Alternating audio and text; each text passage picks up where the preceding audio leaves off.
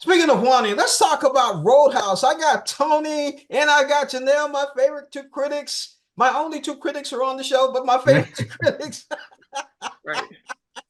We're going to talk about what we saw the other night, Roadshow. It is House. a remake of the original with Patrick Swayze, Roadhouse. Roadhouse. Yes. What am I saying? Roadhouse? You said Roadshow. Roadshow. Roadshow? Well, it is a roadshow. This particular movie is a roadshow. Okay. Jake Gyllenhaal rolls into town. You know, he's being asked to come over and take care of business at this lady's roadhouse because she's having a few problems, just like the original Sam Elliott, Patrick Swayze. Can you help me out? And he says, okay, I'll come help you out. We won't say after what incident, though, but he comes and helps her out, and it goes from there. Jake Gyllenhaal, Daniela Melchior, if I'm saying it right, Billy Magnuson, Jessica Williams. I know I'm gonna get this one right. Conor McGregor. I know that's right. Lucas Cage and Austin Post. So, Tony, as usual, you're a better describer than me. Describe Roadhouse. Look, Oh, it's Roadhouse. not too far of a step away from the 1989 classic here, where a mysterious fighter kind of rolls into town to service a job and ends up uncovering a little bit more and wants to help out of the kindness of his heart. That was he did that twice in a week now. He's real short with it because he's know I'm bugging him about it. Janelle, go ahead. Well, he hasn't given his rating. Should we wait for his rating? Wait for the rating, but let's go ahead and talk about the movie. What you think? Uh, it I don't I wanted to like it a whole bunch because anytime they remake a movie for like you got to give me a purpose for remaking it other than just a cash grab. And I wanted to see something a little bit different. They did use a lot of the same plot points that were in the original, which I don't have a problem with. However, there is a part in the very beginning of the movie where you do believe, oh, it's going to be a lot darker and they're going to actually take this serious. And then it becomes the Fast and the Furious about, the last like 45 minutes of the movie. It's I will say Conor McGregor, as terrible a person as he is with all of his lawsuits and everything going on in Ireland, I am not excusing that. He is so crazy you're not aware if he knows a movie is being shot or if this is just him on a Tuesday. So that being said, he actually is entertaining because you're not quite sure if he understands the cameras are rolling or he just, is who he is. But I mean, it was okay. It just fell flat for me. As someone who loved the original Sam Elliott, Patrick Swayze, and really appreciated that movie, and then now seeing a remake, you're absolutely right, Janelle. It seemed like it was going to be a very dark movie at first. All of a sudden, here we're at Fast and Furious number 11. That's what we were. It just went all over the place. It was good to see a few people. You're right. Conor McGregor, they just let the camera roll. That's all it was. That's probably real scenes that happened to him. They just let the camera roll. And he does what he does. Now I'll be the first one to go ahead and give it a rating. I still say 3.5 out of 5 for me. Tony? Yeah, I had a lot of fun with this. Surprisingly, like we said, it touched on the darkness a little bit. Never gets anywhere near as dark as the original one was. Conor McGregor's a standout here, but I do have a lot of love for Jake Gyllenhaal and what he manages to come across with.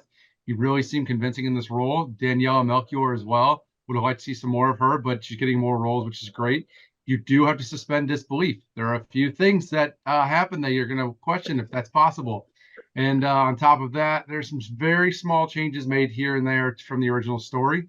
Some motivating factors change, this, that, and the other. But for me, 3.5 out of 5 as well. But I know Jake is a passion project. He was friends with Swayze.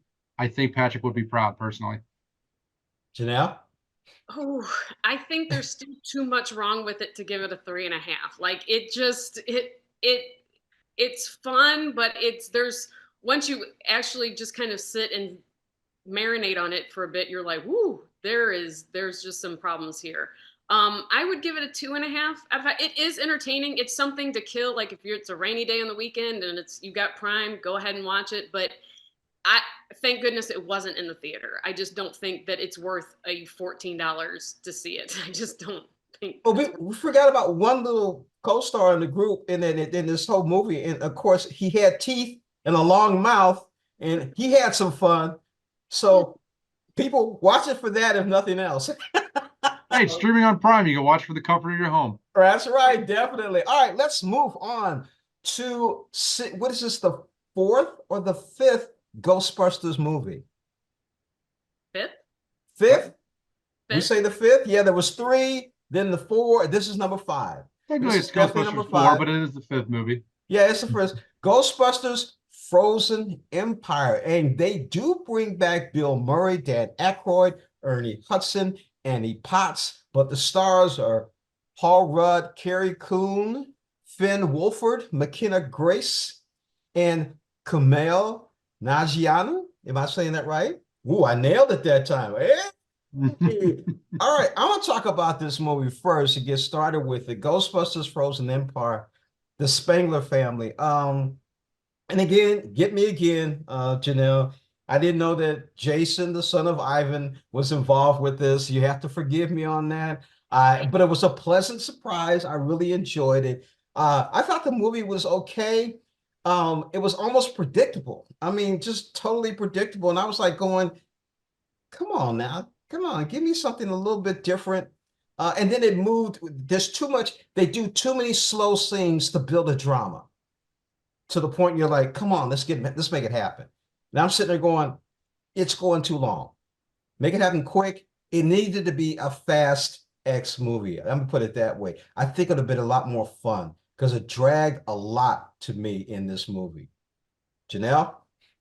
I have to agree. You have a lot of buildup for a very almost you never really get how bad, like they make the villain or the bad guy or the bad spirit that they're going to be they blow him way out of proportion for him to just, they fight him in one little location and the rest of New York never really seems to be anything but under a freeze warning. I mean, it's not, the stakes just don't seem very high.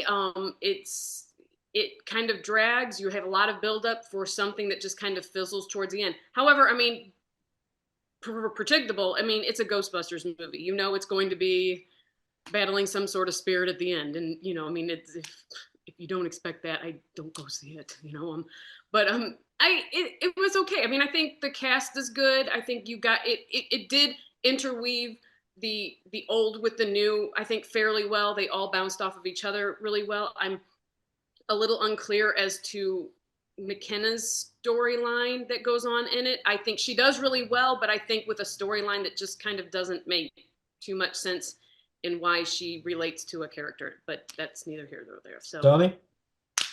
Look, like we said, it's a lot of fun, and we're talking about this campiness and predictability, and I think I honestly appreciate that more. It reminds me a lot of the '80s Ghostbusters films, where there's build up, of course, and there's the villain, but the villain isn't the focal point of the story. So, for me, it's a great walk down memory lane. We talked about blending the new cast with the OGs. I think they did a great job together. Bill Murray's got a couple of scene-stealing moments, as does Dan and Ernie.